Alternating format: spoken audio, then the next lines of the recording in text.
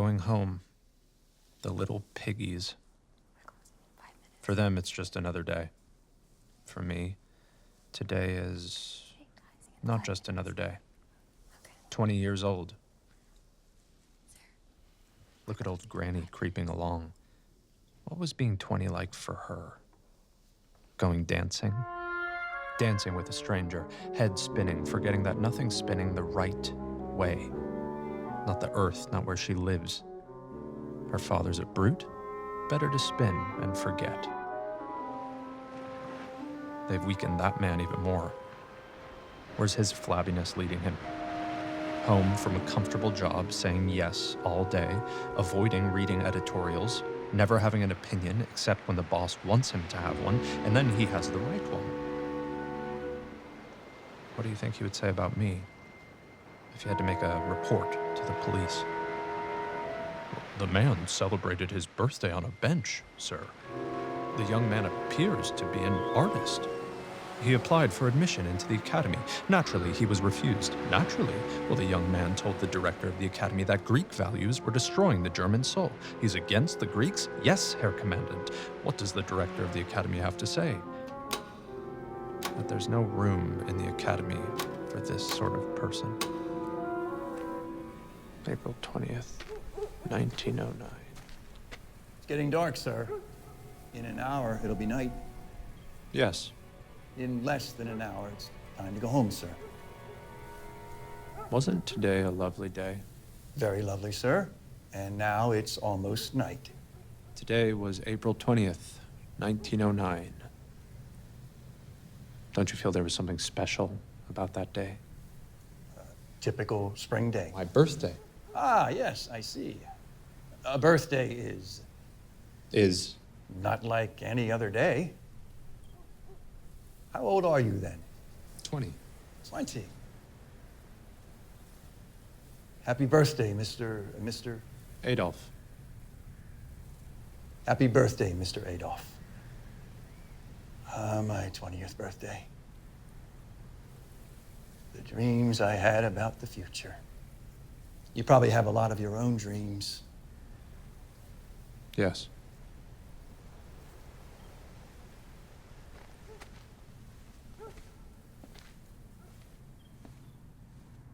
You'll admit, Mr. Guardian, this is a special bench. The wood is probably shipped from one country, the paint from another, the nails surely from a third. Why, it's the bench of the empire.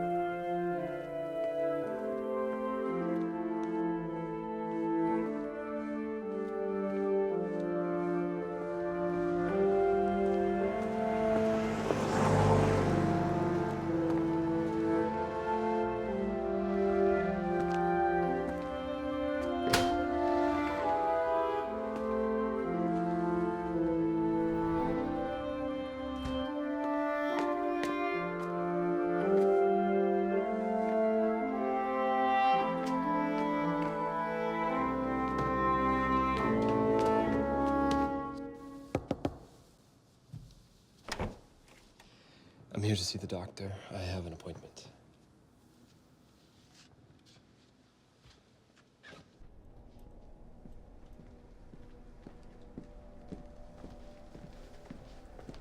The young man is here, Professor. Show me. Lydia? Have we heard from Dr. Jung? No.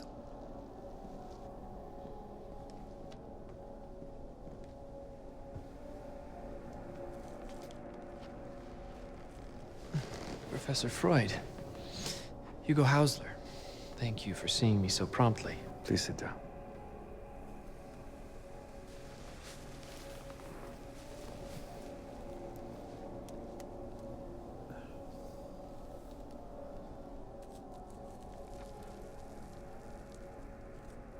Now then. Now then? Now then, what brings you to me? I've read your books, Professor. The psychopathology of everyday life. It's rather amusing, really, to think that we have thoughts that think themselves without asking our permission. That amused you? Oh, yes. It's genuinely droll to think that little bits and pieces, slips of the tongue, can add up to something. You must have been chuckling when you wrote that. I enjoy a good laugh. Are you a joker as well? On the one hand, I find life very funny. On the other? The other? The other hand. On the other hand, I'm like everybody else. Everything's not always dandy. Occasionally, I get oddly upset. You don't appear upset when you mention it. You might be upset by my cigar. Might. Might not. You know the word might. Truth be told, Professor, I have rather odd thoughts. I don't like them. They ram into me like beasts. You distrust beasts. I distrust human beastliness. There's something in human nature which What? repels me. Human nature in general? No. I'm not a misanthrope, condemning everyone else's deceitful nature. No, it's only exclusively about myself. What about you? Excuse me, I've just realized I completely forgotten to give you this letter from Dr. Jung. From Jung? Yes, I went to see him in Zurich. We had a long talk.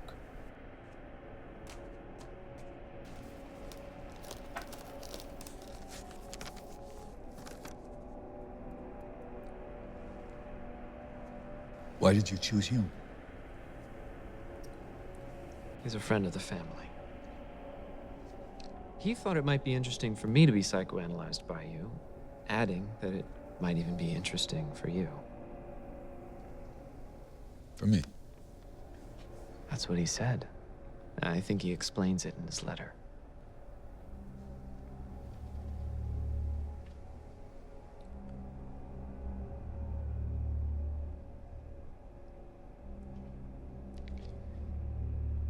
Yes. He explains your problem.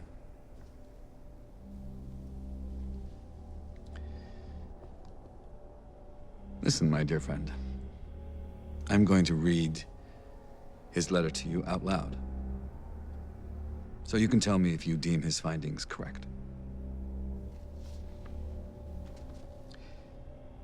Most honored professor, I hope that the advice I've given Mr. Hugo Hausler strikes you, despite its paradoxical nature, as reasonable. Mr. Hausler is a well-educated young man whose high cultural level confers on him a certain detachment in relationship to emotions that do violently take hold of his personality. More specifically, Mr. Hausler's powers of reasoning, much to his credit, wish to reject certain personal phobias in direct contradiction with his personal ethics. To get to the point, Mr. Hausler feels an incomprehensible revulsion, who is a rational character, he readily admits, toward Jews.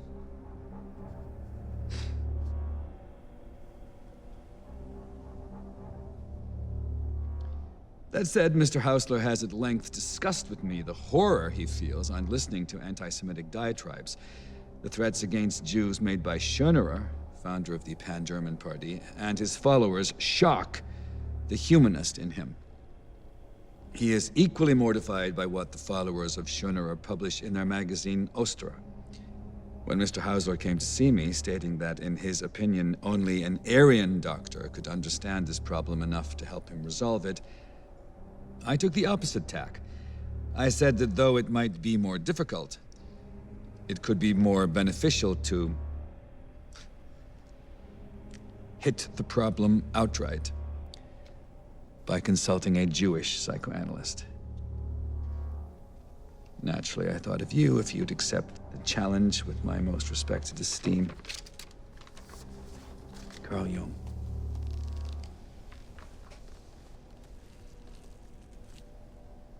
Yes. Dr. Jung's findings are more or less correct. So, do you agree to accept me for an analysis?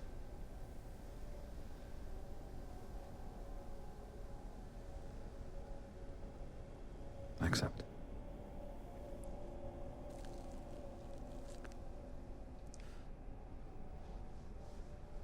Will it be a tough one? No. No. It will be exceptionally tough.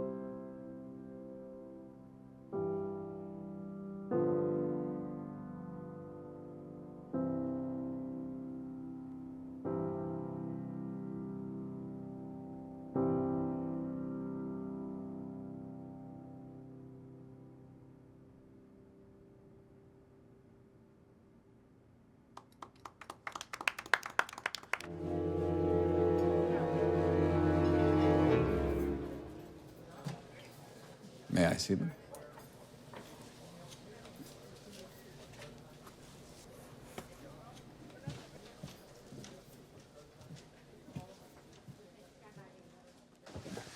Please sit down. Oh, no, I meant sit next to me so we can look at them together.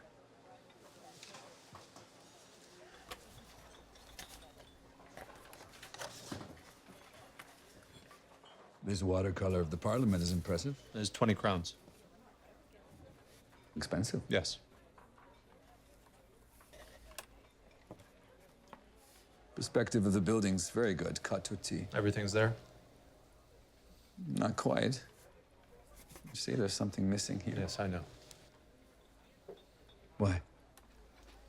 It's the way it is.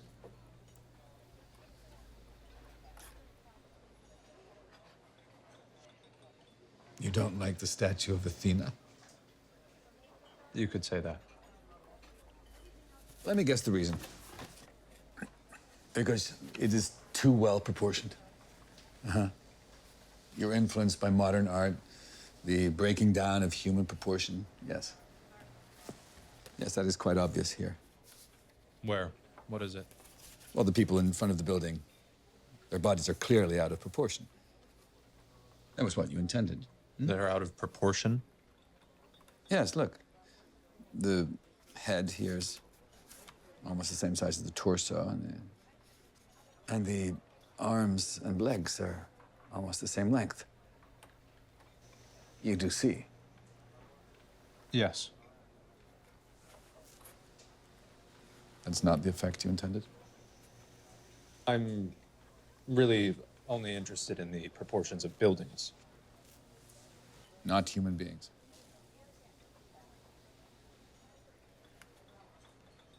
Is that why you missed out the statue of Athena?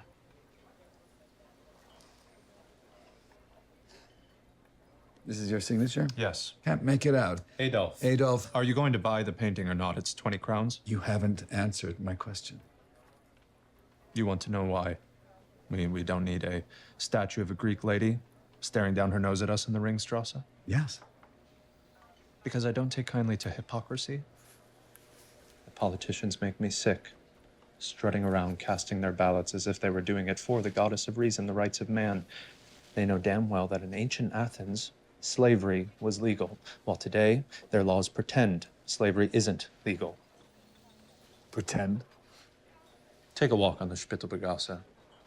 It's unhappy women selling themselves like slaves to the capitalists, losing their last shreds of dignity while the men are losing their Losing what? semen. Meaning? Semen is a substance belonging to the nation. Are you unaware that our nation has need of its children? Would you like to buy the painting or not? No.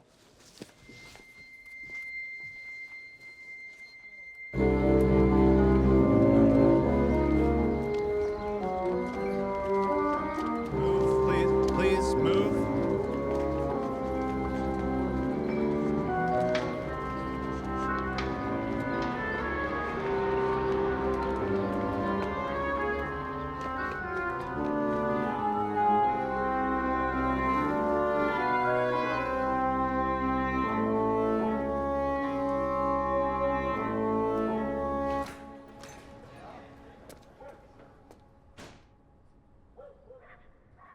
Your problem, Hugo, is idleness. I'm sorry, Hugo.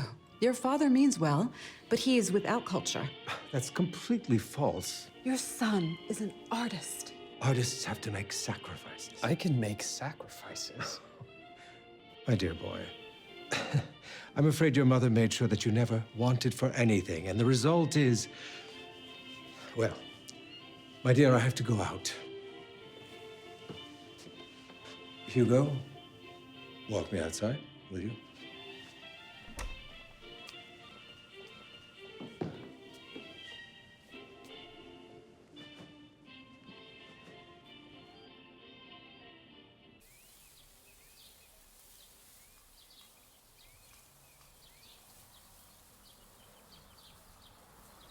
His paintings attract German youth towards letting go. Okay, now I am completely confused. What type of letting go attracts German youth to his paintings? You force me to say it, don't you? A letting go. A sexual letting go of youth. Sounds good to me. I've never seen the work of this artist. Will you show it to me? Perhaps you can explain to me what's wrong with it.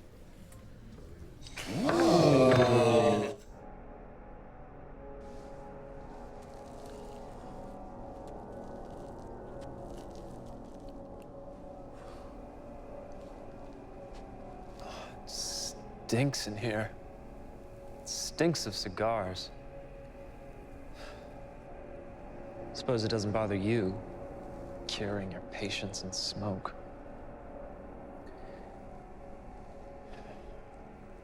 Obviously, it doesn't. You don't want me to think of anything other than your cigar smoke? Because your thoughts drift.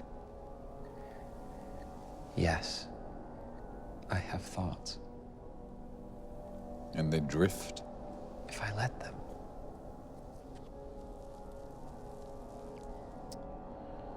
I always think of how that beast makes her suffer. That beast. That beast. Yes. He's always trotting around her, sniffing her, brushing himself against her. Do you remember when you knew for the first time? The first time I understood it? It? Yes. The hell she lives in. We were in the parlor. I was maybe 3 years old. She was seated on a large sofa, reading. I was behind her, on the rug, playing with the little train. Very aware that I was safe because she was there. She was radiant. The light at the end of the day was illuminating her hair, and then reaching me, keeping me warm, comforting me. We were both aware that we were in very special place together without having to speak. Then he goes over to the couch. The brute. Ida. He says her name. When he touches her, she lets out a silent scream. No sound, but I can hear it. His fingers closed over her like claws from a bird of prey, wrapping around their victim. An eagle with its talons, clutching a small bird. A titmouse. Could the titmouse get away? Survive? Her eyes told me, have no fear. For your sake, I shall survive. Watch what's happening. Don't look away and don't be afraid. He can't touch me. His eyes, his claws only hold the cage inside of which I'm safe.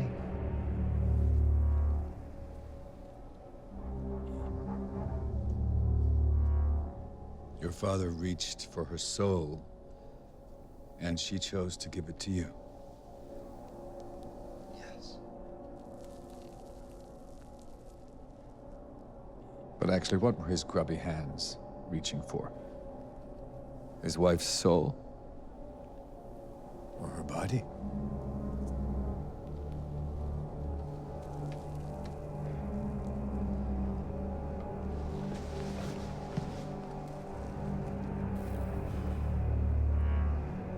Impossible to speak to your sort of person.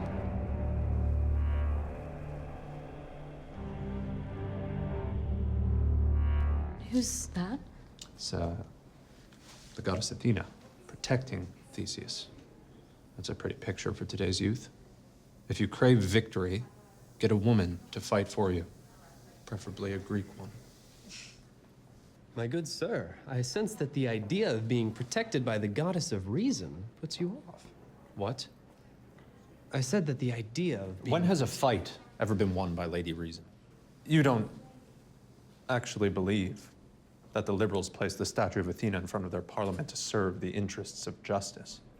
In my opinion, Athena, as painted by Klimt, is not one to please the liberals. How so?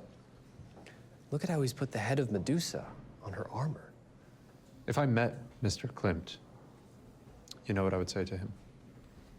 You're a bloody double dealer. Painting it so that one half of the viewers see Medusa's bestial head winning over Reason, the other half see Reason dominating Medusa. I dare say this Mr. Klimt doesn't even know what he's up to.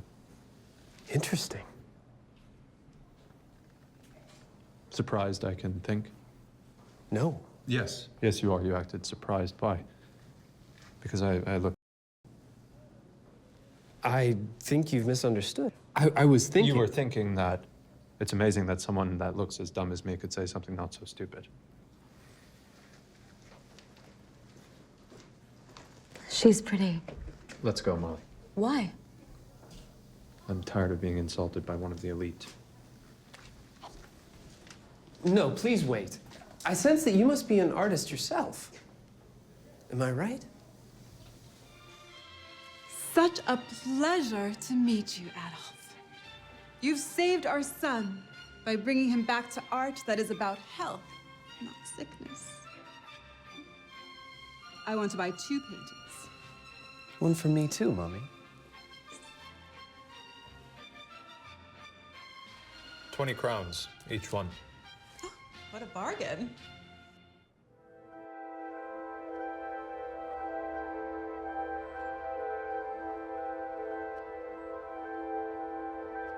My dear sister, I dreamed last night that we were together again, taking a walk like when we both lived at home. It was a happy dream for me because I have so much I want to tell you. I've simply got to talk to you about a new lodger brought here a couple of weeks ago. His name is Adolf. He tells me things even you, who are more educated than I am, have never heard about. At least I don't think you have. He told me that I have to learn to sing Because I look like a singer he knows. A true Valkyrie, blonde like me. He's gone to see her singing at the opera house. I ought to let you know as well that Adolf has forbidden the other men at the shelter from calling me fat. And since then, no one dares say it. Great artist. And no longer does anyone come knocking at my door because everyone thinks he's the only one I would open it for. If Adolf does come knocking, I will open it wide. But he hasn't knocked as yet. And this must be how a true gentleman behaves. He takes his time. Your dear sister, hugs and kisses, Maud. That district was a gold mine. I sold 3 paintings yesterday, 20 crowns apiece. And I have a big commission from a Hungarian shopkeeper, Newman. With this money, we can take a carriage to the opera tonight by Wagner. I wish Gustav Mahler was still alive and we could hear him conduct. But he was a Jew too. More importantly, he was a great conductor of Wagner.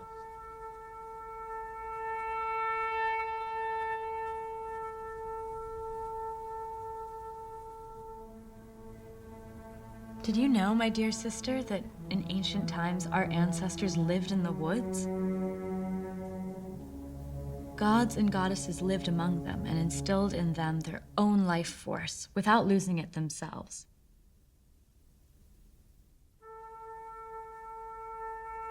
Everything was just fine until one day, missionaries visited our ancestors and told them that the only God is Jesus, and he is born in the desert of Judea, not in any forest.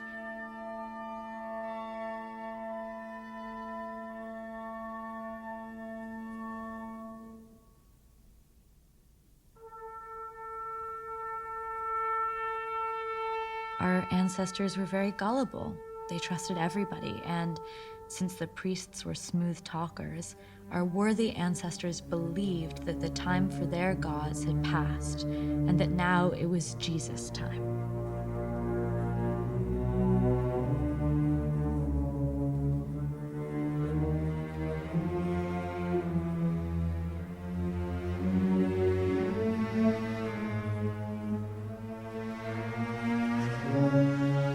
So in the blink of an eye, they lost their vital force, because our Lord, there's no use denying it, is a weakling with turnip blood running through his veins.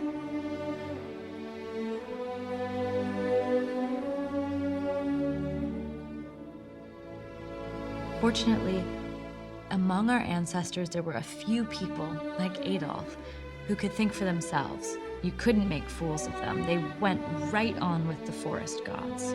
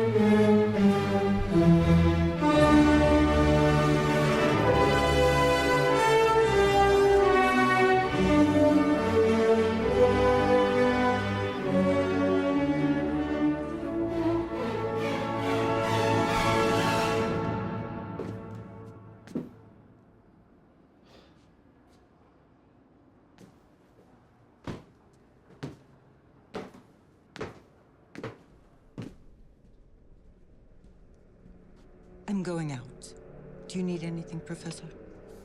Would you mail this letter to my daughter, Anna? Of course. Have we heard from Jung? Yes. He agreed to the meeting as you proposed.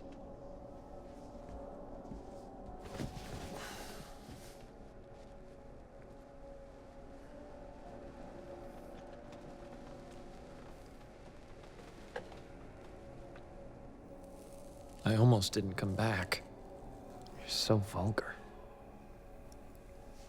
Like him? Yes, like him. When you profane the poetic with obscenity, I ask myself, what am I doing here?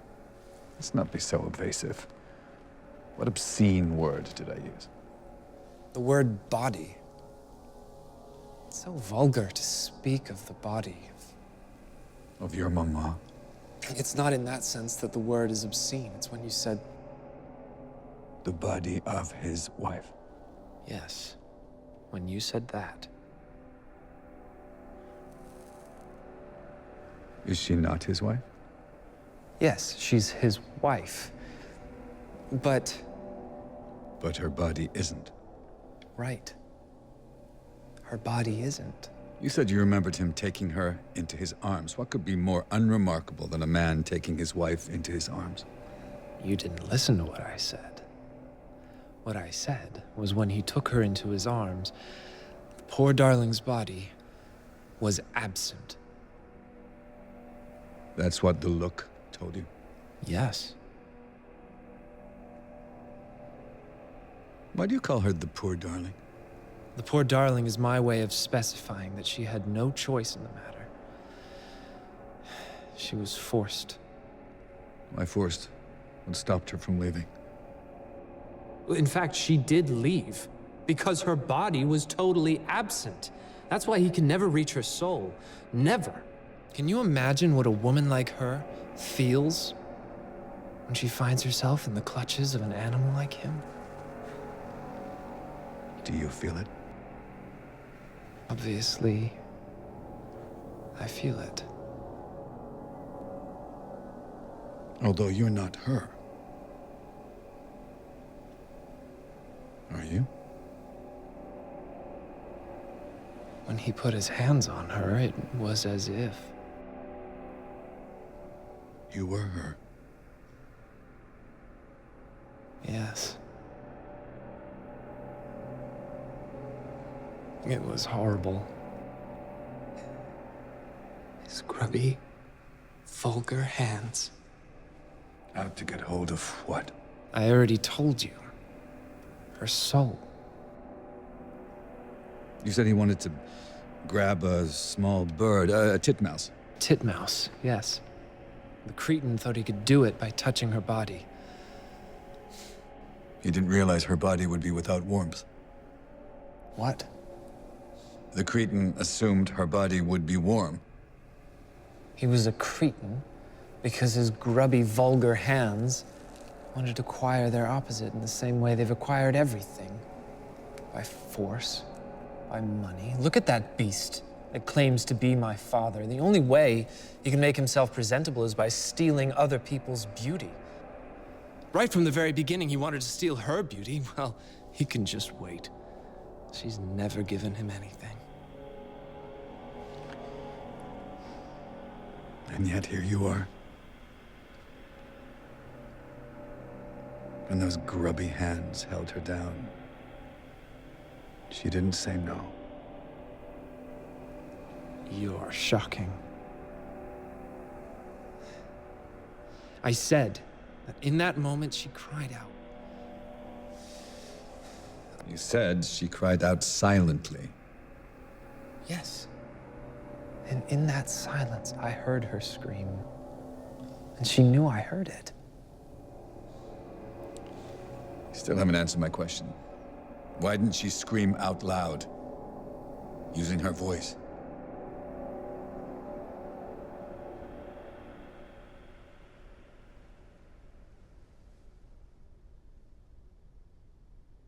That Freud. So incredibly vulgar. Why do you keep visiting him? There's a meeting tonight at Ustara. The publication that prints everything that Schoenerer says as head of the Pan-German party. George Ritter von Schoenerer, the leader of the extremists. Interested in joining me? I don't like being around those irrational anti-Semites. I thought you didn't care for vulgarity. You should come. They could use someone with your Wagnerian talents. My dear Jung. Did I get the time of our meeting right? Not at all. I'm surprised you like the Prater. My family used to bring me here as a child. I have fond memories. A fortune teller once came to our table and prophesied that I would become famous.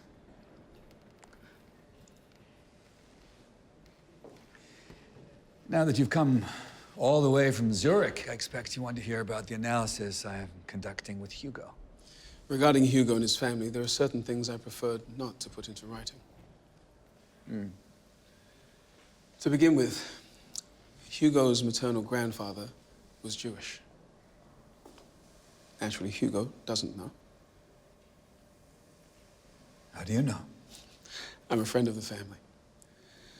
I also know that on his deathbed, the grandfather was racked with remorse, having converted from Judaism to Catholicism. And I believe that Hugo is expiating the sins of his grandfather. That is quite something.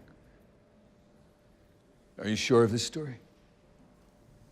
The grandfather changed his name to Brahman from Abramovich.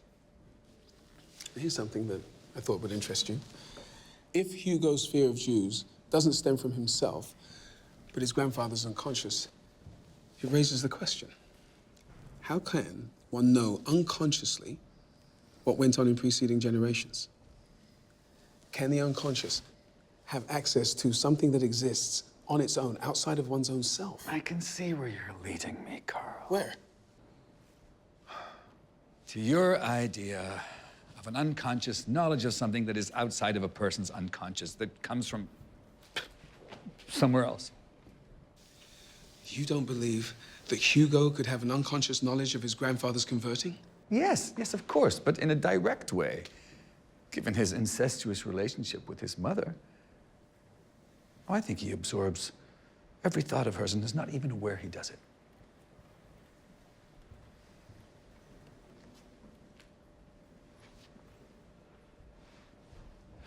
You say there's an incestuous relationship. You haven't noticed the incredible merging of identity between the two? You're joking, Professor. It is you who must be joking, Carl. When I talk of I mean infantile desire. But if that existed, then wouldn't it have been long forgotten? Yes. Well, if it's forgotten, it's finished. It no longer exists. If it is forgotten, it is because it is being preserved, like in a museum. Are you beginning to doubt repression, Carl? Perhaps. Oh, it's not possible.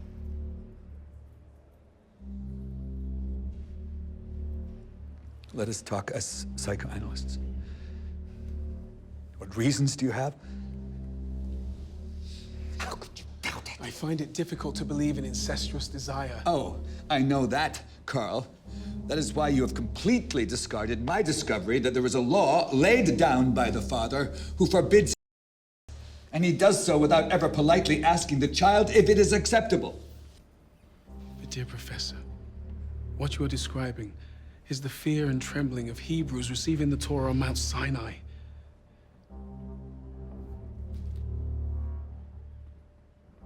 And what if that is true? Can't you see how contradictory you are? You wanted to rescue psychoanalysis from the dangers of becoming a Jewish ghetto so that it would have universal values, and now here you are dragging it back to the Jews. If what you say is true, then I have failed all along. Not at all. Why shouldn't you have a Jewish unconscious? And you have Germanic roots that structure another unconscious, a purely German unconscious? Exactly. And there would be a Jewish unconscious determined by biblical law, and an Aryan unconscious determined by German myth. Yes.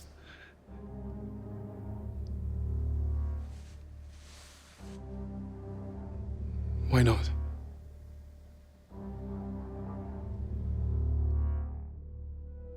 Yesterday in the forest, he took my hand. It was the first time he did that. He said that one day he hoped to marry a girl like me. I heard him say, "Look, a rabbit." And he asked me if I knew why no one ever sees a diseased rabbit.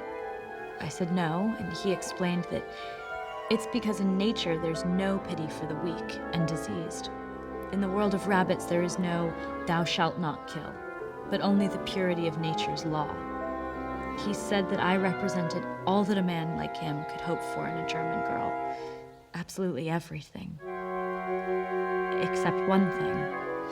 I asked him what, and he replied that, unfortunately, as I was not a vegetarian, any further intimacy between us was out of the question. As you can imagine, I'm really in a bad way, because if I've understood Adolf correctly, he loves me, but he isn't happy about the ingredients in my blood.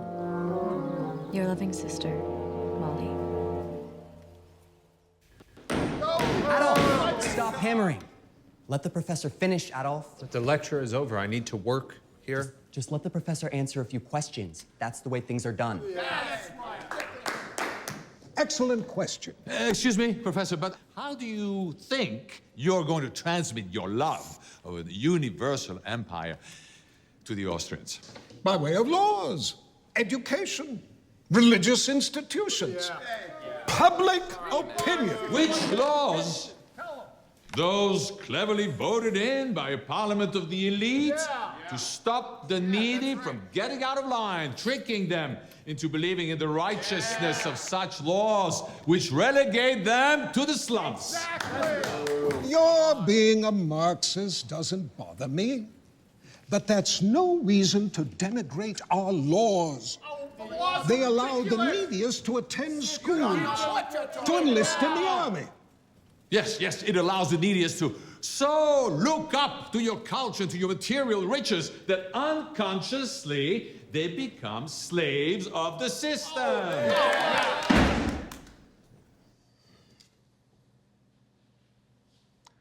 I don't understand you, Lieberman.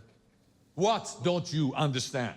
You said the needy were unconscious? Yes, unconscious. So tell me something, Lieberman. When we're at war and some poor needy wretch is proud of sacrificing his life for the homeland, isn't he conscious of what he's doing? No, he's not conscious that the word homeland is an invention of the capitalist and that he's getting himself killed to protect their international interests. No, I am sorry. He is not conscious. So, for you, nothing is sacred, Lieberman. That's right. Sacred to us is the poor right to dignity and justice. I was under the impression, Adolf, that you were indignant at the poverty that you see around you. No, Adolf has summed things up perfectly, hasn't he, Professor? Yeah. Nothing is sacred for you, is it? I mean, how dare you suggest, Professor, that Wilhelm II is not the true champion of the sacred values of German blood?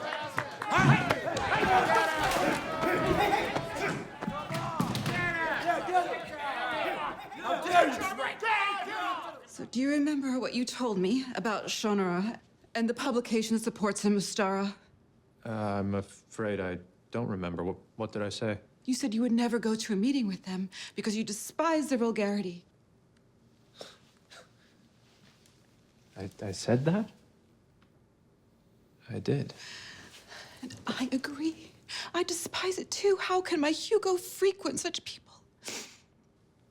It is very distressing to me. And so unlike Hugo deep down. I believe this is part of why he is so troubled. The other part is he visits that lunatic 3 times a week. Sigmund Freud. I mean, how can he get through this bad patch when he's in the hands of those two? I have no influence over him anymore. You're the only one who can get through to him. You can help him get a grip on himself. When I think of Hugo and Schonerer's supporters, It is horrible because he doesn't know. Doesn't know what? He doesn't know that my father was a Jew, Adolf. His grandfather was Jewish? Converted to Catholicism. Changed his name to Brahmin from Abramovich. Abramovich to Brahmin. Why? Cowardice. I can still hear his brothers calling him traitor. And today, when Hugo calls Jews traitors, it's... Traitor. At that time, the power wielded over the emperor by the liberals was quite terrifying. Yes, yet religion had fallen quite low. It was dreadful. Oh, and that awful Schoenauer inciting the Germans to abandon the church. Excuse me, Mother, but I think we should be going. I just want to ask one more thing. How did Schoenauer lose his audience? How? Thanks to Luger, right, Father? Well, the Germans ended up realizing that Schoenauer was no Christian at all, that he was a downright pagan. With Mayor Karl Luger, things were completely different. What did he say to attract the masses? He had a kind of charm. He would criticize the Jews without ever really doing them any harm. And in that way, one couldn't call it anti-Semitism. He was so debonair.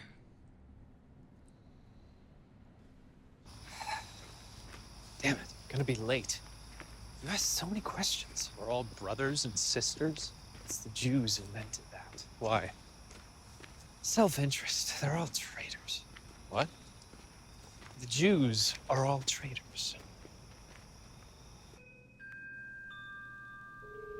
Come watch. Have either of you seen the films of the Frère Lumière?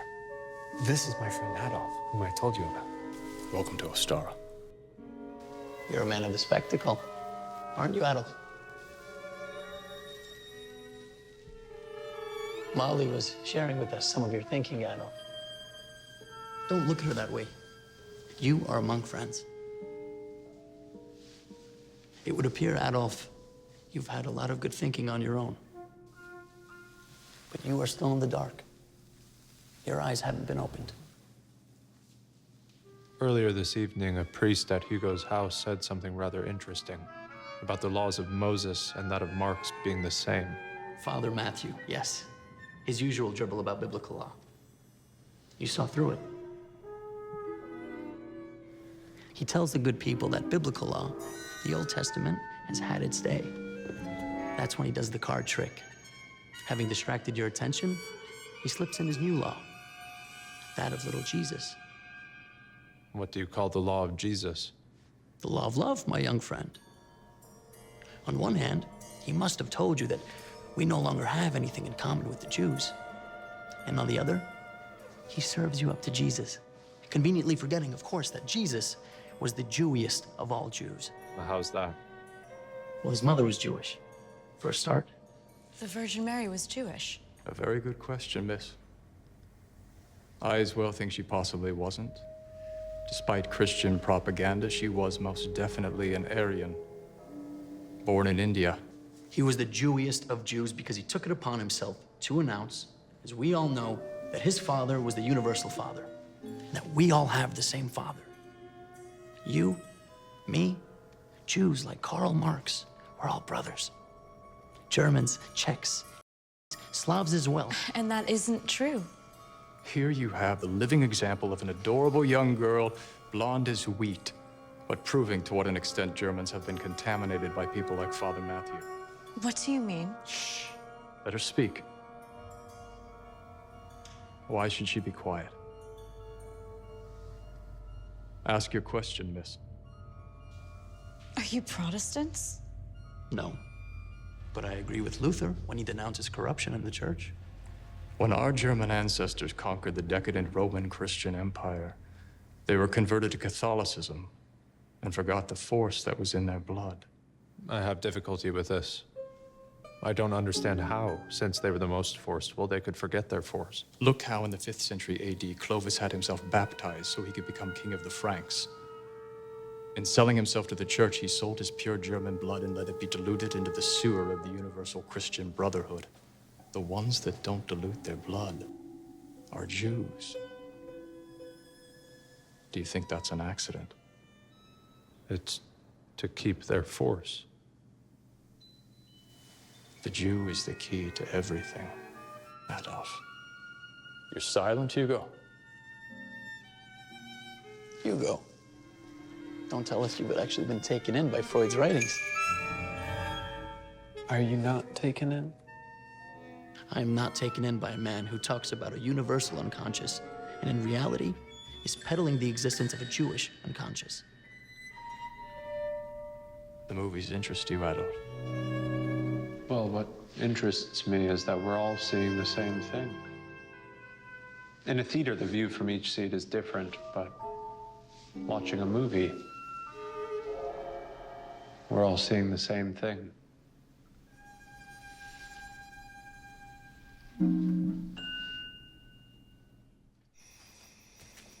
Adolf, did you know that the Virgin Mary was Jewish? I saw how surprised you looked when the professor told you that Freud was a Jew and Marx as well. They must be pretty clever, all those Jews, huh? And I thought you knew everything.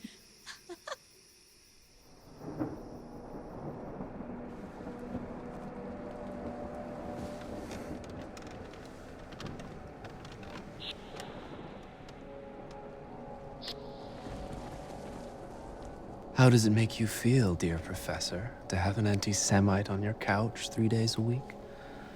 Wednesday to Friday? A real bigot. Not just one of the sheep who went along with the mayor, but someone who's in with the most extreme anti-Semites. How does that make you feel?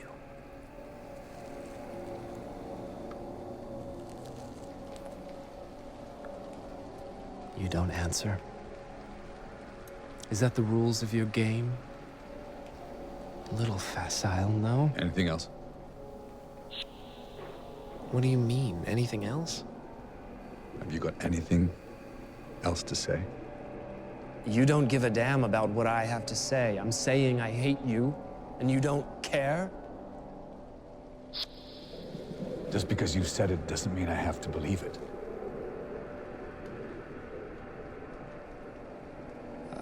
I must say, that's not the answer I expected. Next thing he'll tell me he loves me. Of course I love you. The old is in love with my money. Doesn't give a damn about me. True. I'm madly in love with your money. What makes it terrible is that perhaps you do love me. And that's why I hate you. Because you don't love me for the usual reasons. Usually, people love me for my brilliance. I can hear Mummy saying, how can anyone resist my Hugo when he tickles the ivories? Look at him. He's my Hugo. My son. Look upon his incomparable brilliance, and they look upon it. And they swallow it. Morons. Well, that's why I hate you, Professor. Because you're not one of them. Tell me, my incomparable friend, how would you define a moron? Someone who doesn't realize that the more believable I am in my piano-playing role, the more I lie. Someone, therefore, you think you're fooling? Yes. According to that theory, you have two types of spectators. Morons, whom you fool, who don't know who you are. And the other. The big one? The big unblinking eye who watches? He can't be tricked. Before I open my mouth to say, I am this, he's already replied, no, you're not. You liar. The unblinking eye who watches, he's the who's ruined my life. Not everyone has to deal with this. Adolf, for example. His words are unquestionably his. Adolf. Yes, my friend, the painter. You've never said his name before. Yes, Adolf.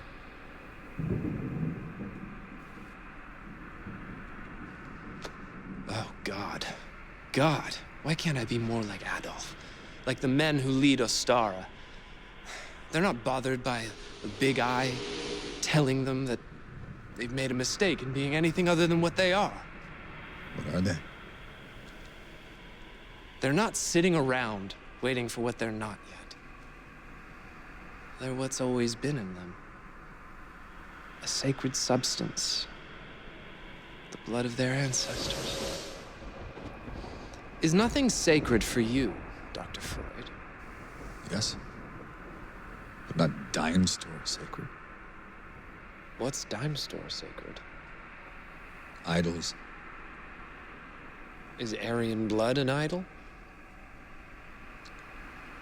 A very fashionable idol.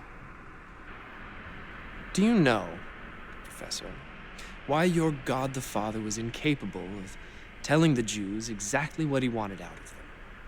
Of giving them an orderly set of rules that, if followed, would have allowed him to leave them alone? Tell me. Oh, I shall. Because your the God the Father was an anti-Semite who wanted to smear shit all over the world he'd created. Go on. Came the day when he got sick of treating his people badly. He must have been ashamed of himself and thought, I'm going to change my tactics. I'm going to forgive them all and send them my son. You must admit, it was easier with Jesus. At least he didn't keep pulling up stakes like Abraham. What's more, to gain his forgiveness, all you had to do was love him. He didn't care what was going on in your mind. But there's just one hitch. It's that none of it works.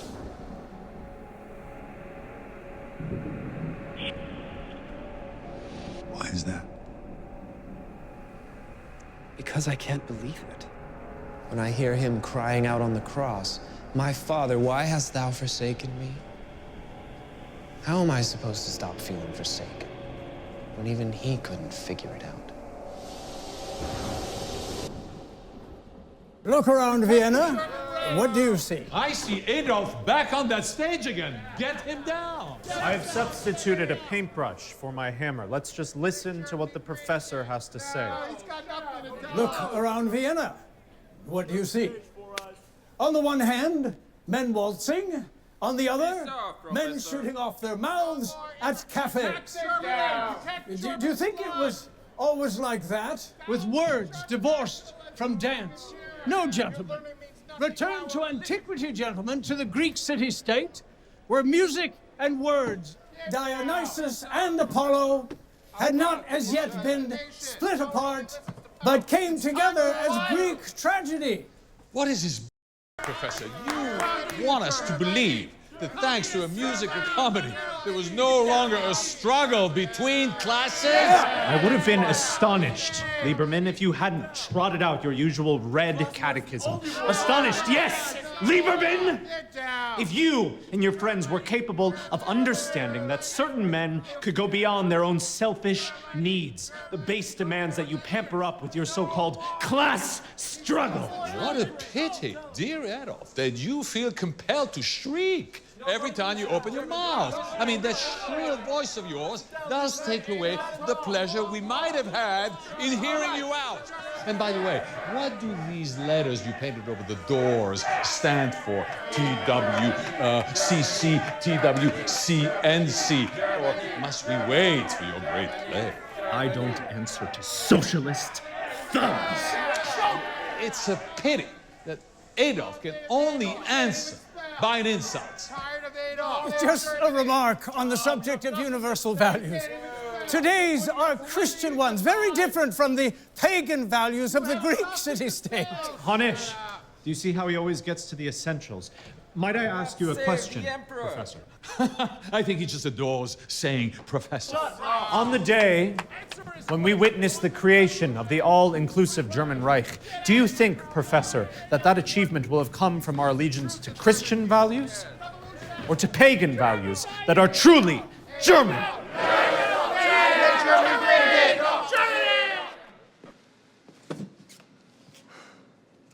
I can't believe you're drinking? I received today the rest of my inheritance. Hey, that's great. I also received a letter from the draft board. That's not so great. The Emperor wants me to put on the uniform of the Habsburgs. I will leave Vienna. I will serve under the flag of Bavaria, a German flag. I'm ready to become a man. Speaking of being a man, I know where you can spend a little of your inheritance, and I'll spend a little of my family's money too. Where? Come with me. I'm being pulled away on military maneuvers. Wouldn't you like to buy me a drink? No. I don't drink. You don't drink? Never. Because you're stingy? Yes. Hugo! Hugo, I'm leaving, please. Let's go. Don't you like us? Yes, I like you. Very much. Like this spot?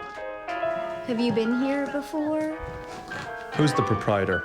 Abramovich. Abramovich. Abramovich. I descended and found myself in a rocky grotto. And on the floor, covered by thick dust, were two very old human skulls. And then I woke up. Interesting dream. And what was my interpretation? Regarding the two skulls, you said, "Whom do you wish to see dead?" And did you find an answer? I found one, yes. You expected the names of those for whom I had a death wish, so I gave them to you. I said the skulls made me think of my sister-in-law and my wife. I knew without question it was absolutely false, but I felt obligated to say what you wanted to hear. And what did I want to hear? Whatever corroborates your dream theory. That the dream is the dreamer's wish fulfillment. And your wish was that strong to please me? I didn't wish to displease you. I immediately fabricated the dreamer's so-called death wish so that you would believe my dream was worthy of Freud. And you invented all of this because you were afraid to displease me, is that right? The idea that you might find yourself mistaken in thinking me your legitimate heir was unbearable. So I shut down that morning. And if you had been braver, if you had spoken out that morning, what would you have said, Carl? I would have said, "Dear Professor,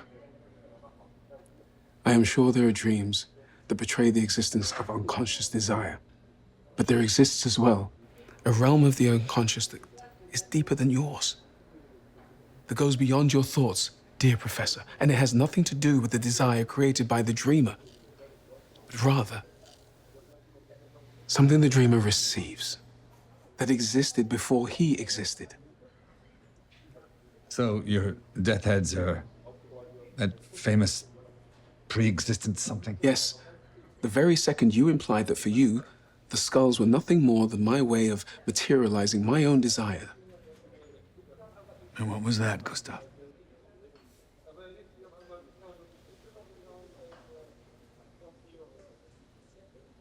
That the skulls were never dreamed up by me at all. What were they then? A thing unto itself? Oh, what you would call today the archetype? Yes. Yes, well,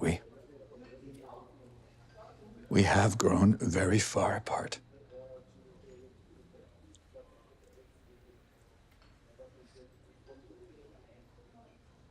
Perhaps we've grown too close.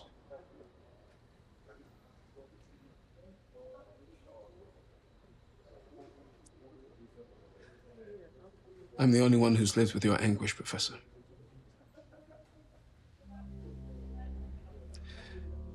Have you forgotten the day you fainted into my arms?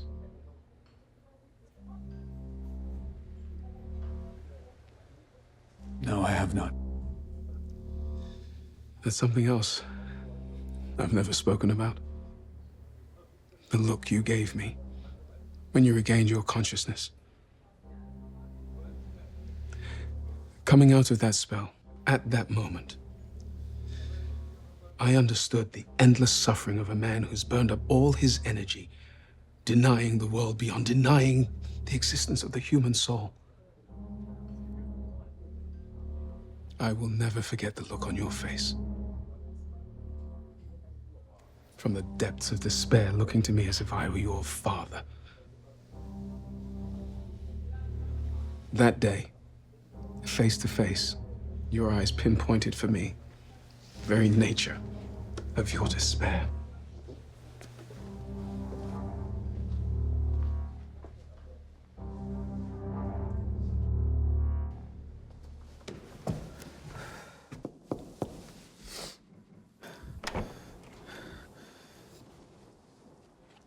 I have a dream to tell you. It was Medusa. I should have fled, but like an idiot, I didn't. I waited for her gaze to meet mine and turn me into stone, but you rose from the chair and calmly said, no. So Medusa turned into Athena, and the danger was gone.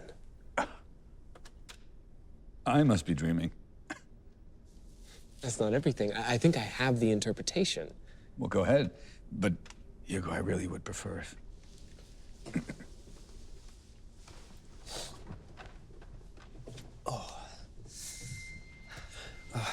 Upon waking, I immediately remembered the day I spoke about Klimt's Medusa. With Adolf, it had him foaming at the mouth. He said that her look reminded him of a he'd brushed against in the Spittelbergasse. It was a neighborhood celebrity, a French woman they call La Petite Souris. La Petite Souris. The little mouse. Petite mouse. Teat mouse. There's your titmouse again. I know, I thought of that. But wait till I finish. On one or two occasions, Adolf took tea with my mother. One day, I realized he was very nervous about it. I couldn't understand why. I had this idiotic notion. He'd imagined she was making a play for him. Let's admit it. My mother can be very over the top and carried away. He'd mistakenly thought she was being provocative. Until yesterday, my dream seemed terribly clear to me. It revolved around one of Adolf's fantasies. But then this morning, I realized that the dreamer wasn't Adolf at all, that the dreamer was me. The Medusa's look was the same as my mother's. When she looked at me, triumphant, after my piano concert. And then I realized that I had seen that look before. It had been there all along, right from the very beginning. The look she gave you when your father's hands were upon her. Yes. Since that day, she looks at me so, and I belong to her. I become like a puppet who plays the piano brilliantly, and my brilliance rubs off on her, so she becomes correspondingly brilliant. If I don't do that, she becomes inert, as an inanimate puppet.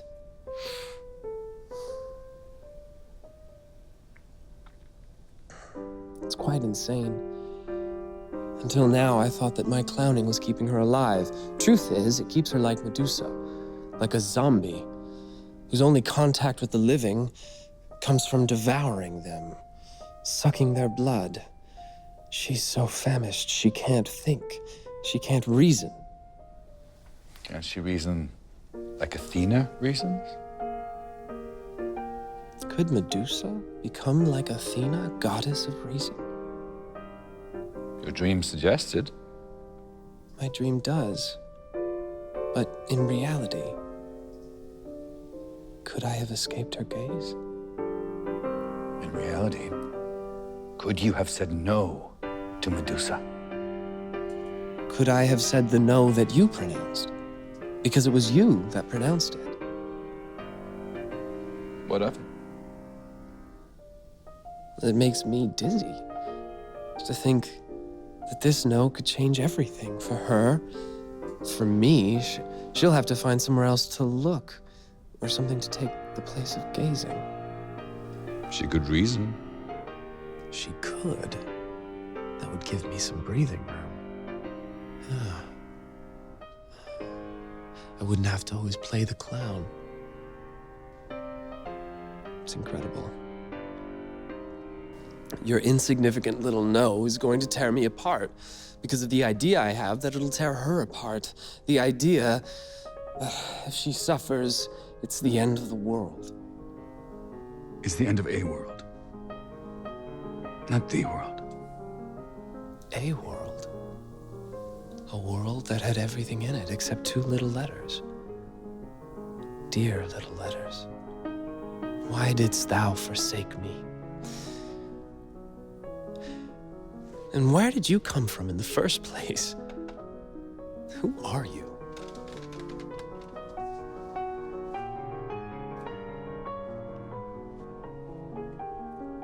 I thought you knew. You're the law? Yes. We are the law that forbids.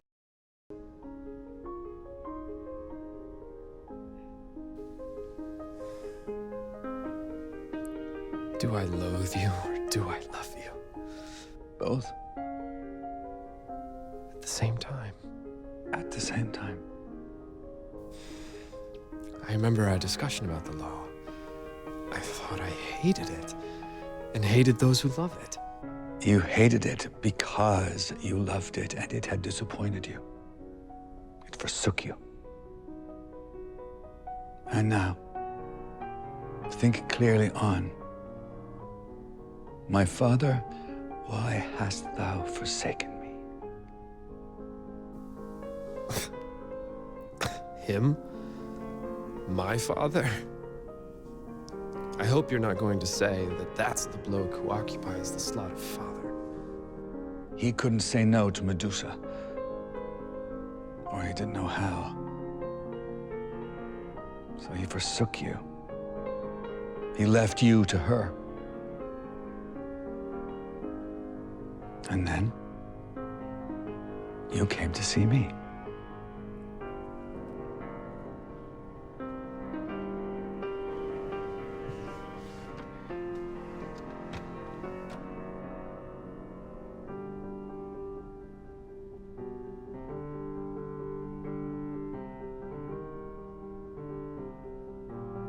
Do you want to leave it there for today?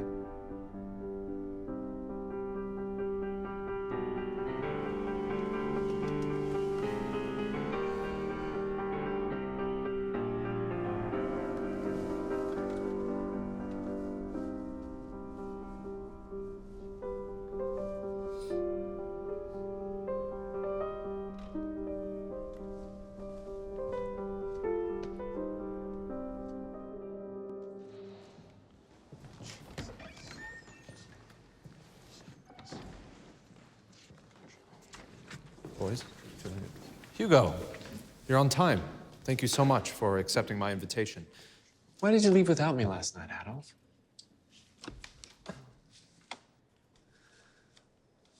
So this is the set for your new play? Yes. Yes, it is. But now that I'm leaving, it won't be performed. Hamlet called his play The Mousetrap. I call mine The Rat Trap. Would you like to see a final rehearsal of how it works? Yes, please, please, sit. Sit, sit, sit, sit, sit. Places? Go. Good. So, here stands the custodian at this podium, and he's guarding over these doors. Now, over here, you have to imagine another door. This is the entrance. The first to arrive is Mr. Klein. The factory owner? Yes, I know him. He's a friend of the family. Yes, he's first because he's the boss. Time is money.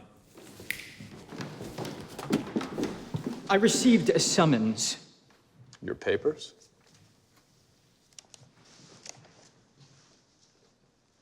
Wait there, Mr. Klein. What's it about? Wait there. Not everybody showed up yet. He stands and waits because the new man is in charge and he knows he must obey the custodian. The next to arrive is Mr. Gruber. Mr. Gruber! The labor organizer? Yes. Mr. Gruber presents his papers. He's told to stand and wait. Then, these two men who never think of themselves as having anything in common begin to speak together. Mr. Klein, you've been summoned as well? What is it about? Well, I'm supposed to have an interview in office TWCNC. Me too. What is this office, TWCNC? Soon you'll be told everything. By whom? By the new man? Yes, by the new man.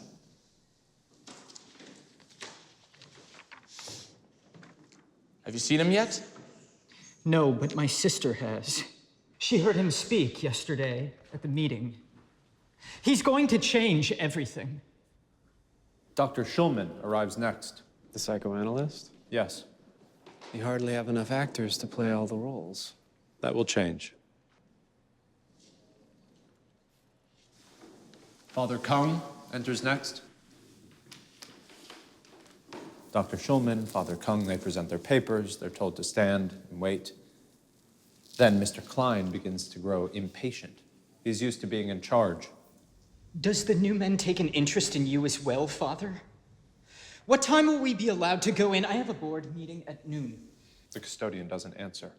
Then, last but not least, enters Rabbi Flabovitz.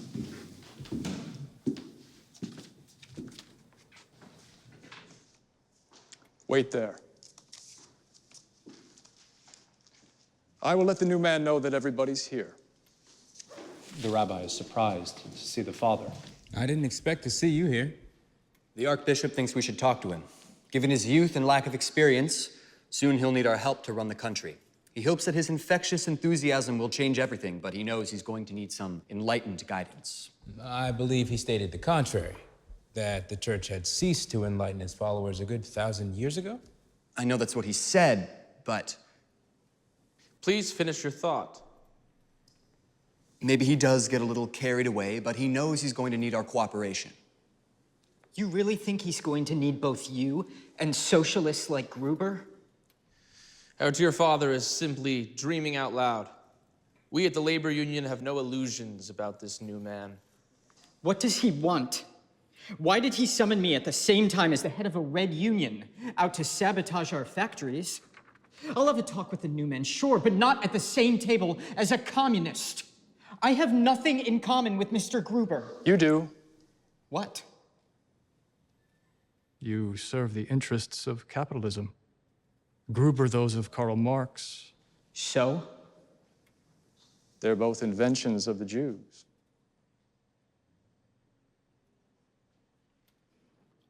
I really must be at my board meeting by noon. Could you please ask? I'll ask if you can go in. You haven't figured it out? Figured what out? You serve capitalism. Gruber serves Marx. I serve Dr. Freud. So? They're all a bunch of Jews. All Jews? And how do I fit in? Very well phrased, Father. You serve the interests of Jesus Christ. If you ask me, a proper Jew, that one. Well, get this straight, kind sir. I have no intention of changing. That's clear enough. TWCNC. What? What is that writing? TWCNC. Those who cannot change. Scientifically, those of you who belong to a species that cannot change. The new man brings with him a new species. TWCC. Those who can change. Enter. What's behind that door? Those who cannot change. I have a meeting. Enter.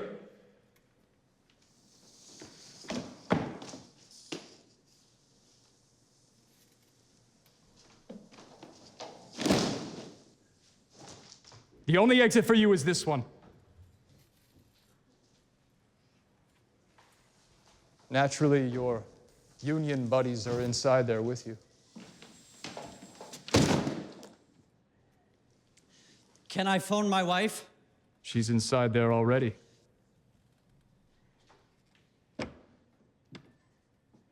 Your children are there too, Doctor.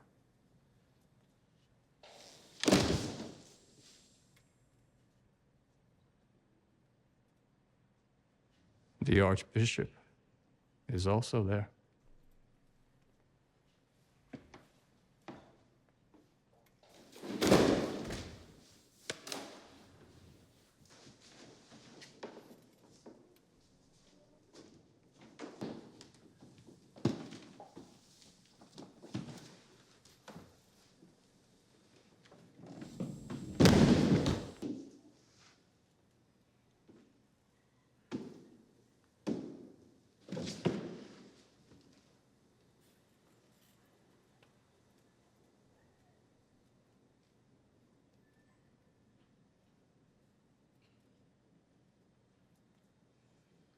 I didn't wait for you last night, Hugo, because I saw the net that has been cast over Vienna.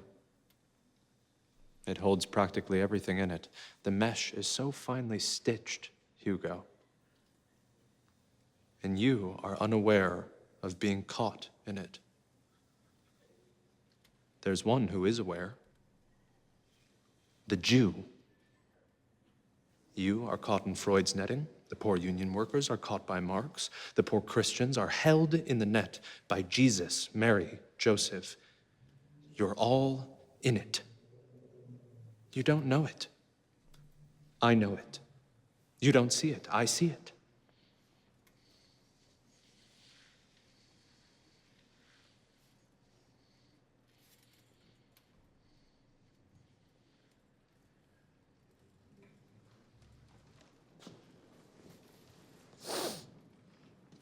Where are you going, Hugo? You can't leave. You cannot leave. You must go through the door of those who cannot change. You must. No. There is no no here. Hugo, where are you going? You must come back. You must come back. You must enter through the door.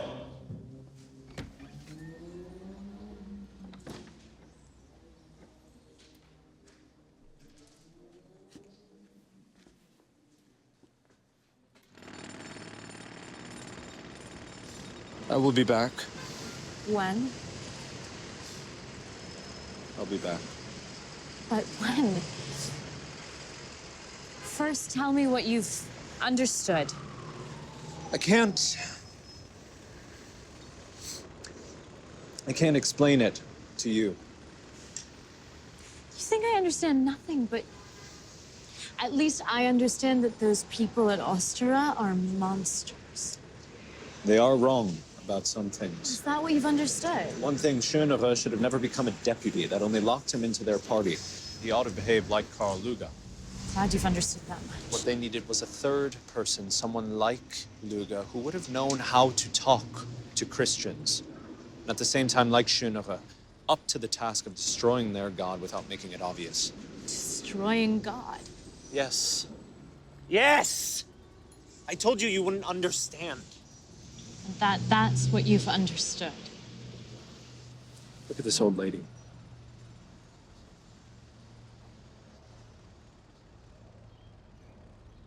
I wonder what being our age was like for her. She was probably dancing with a stranger, head spinning.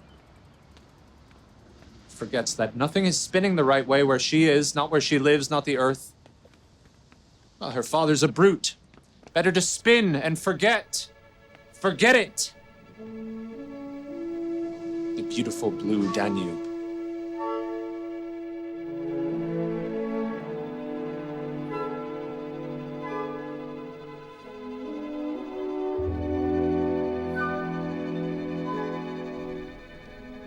If I write my daughter Anna, can you post the letter today? Of course, Professor.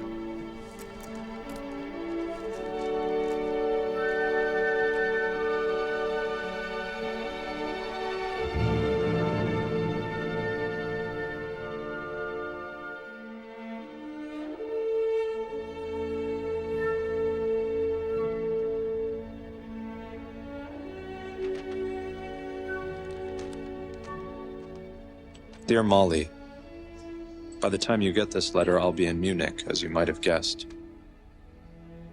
You're the only one I've confided my thoughts to. You're the only one who knows how I've pined for a return to our German homeland.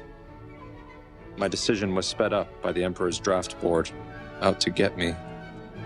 Obviously, there's no question of my putting on a Habsburg uniform. The day war breaks out, and this day of reckoning will come. I shall address a request to King Louis III of Bavaria, asking to serve under his flag. May 1913.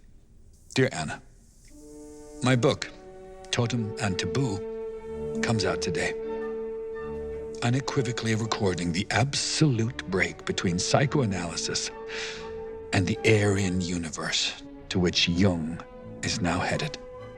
When I stop and think of the relative size of this little civil war that has broken out between the Swiss and the Viennese factions of psychoanalysis, compared to the horror threatening to sweep us all away like a giant wave in a war more horrible than any before.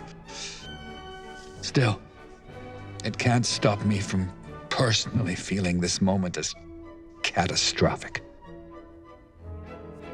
You alone are the one I write to, as there's no one else to whom I care to say goodbye. I thought I had friends in Vienna. I didn't see they were mere Viennese puppets. You were right, Anna. You were right. I can never thank you enough for having shown me that by inventing psychoanalysis, I invented something more important than myself, going beyond my characteristic pessimism. That there is something dwelling in man in which, despite everything, one can put one's faith. You can't even get angry with them, as they don't know that, like all decadents, they're doomed to disappear, and very shortly, I believe. They make me think of the Neanderthal man who didn't know he was so decadent he was about to disappear in order to leave room for the Homo sapiens.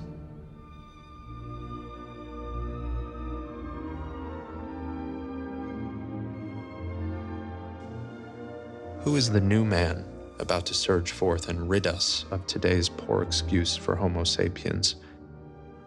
There's a terrifying answer to that, one personally put into my head by destiny when she brought me to Vienna in order to make me suffer alongside the wretched and abject of its population. Why did she wish it so? I haven't quite figured it out, but sensing the will of destiny has me trembling. If someday I write my memoirs, I'll say that I arrived in Vienna not yet full grown, still something of a child, and leave it today as a man, serene, somber, and guided by a definitive vision of the world. I'm not going to say goodbye, Molly, but till we meet again, as something tells me we shall meet. Yes, something says I'm coming back to Vienna. Until we meet again. Adolf Hitler.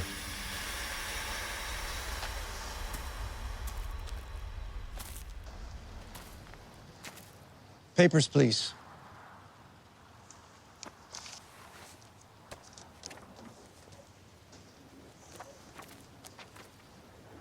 Hitler Adolf.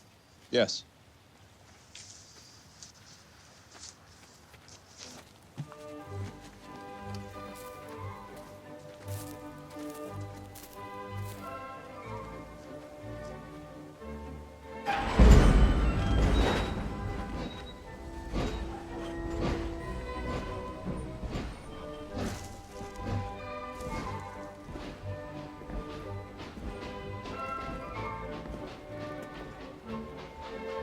Strangely, I've just had proof that there is something in man that we can trust. I've had this proof through the analysis of a young man, formerly a follower of Schönerer, and present at meetings held by Ostara. He taught me that human beings, despite everything, possess the power to return to the point of departure, right before the moment of no turning back, and choose another way. Your father, who loves you, Sigmund Freud.